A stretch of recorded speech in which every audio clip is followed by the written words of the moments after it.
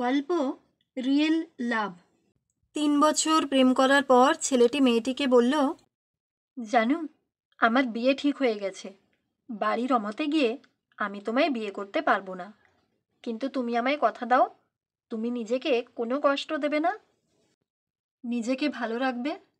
তোমার ভালো থাকাটা কিন্তু আমার কাছে খুব ইম্পর্টেন্ট।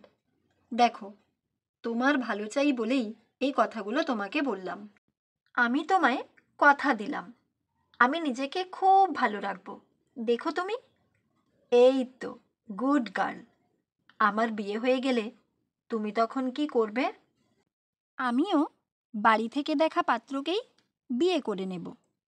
কি, এই তুমি আমায় ভালোবাসো? এত সহজে আমায় ভুলে গিয়ে তুমি অন্য কাউকে বিয়ে করে নেবে? ভালোবাসি তো, আর এও জানি তুমিও আমায় খুব ভালোবাসো। আমার ভালো থাকাটা তোমার কাছে ম্যাটার করে। তাই বিয়ের পর তুমি যখন দেখবে আমি সুখে ঘর সংসার করছি, ভালো আছি, তখন তুমিও মন দিয়ে সংসার করবে, ভালো থাকবে। আফটার অল, তুমি তো আমার ভালো চাও, তাই না? দেখো, আমরা তো দুজনে দুজনকে খুব ভালোবাসি, তাই তো আমাদের দুজনের পথ আলাদা হয়ে যাচ্ছে। আমরা একে অপরকে ভালোবাসি, কেয়ার করি, একে অপরের ভালো চাই, কিন্তু আমরা নিজেদেরকে একই জীবনে বেঁধে রাখতে পারছি না।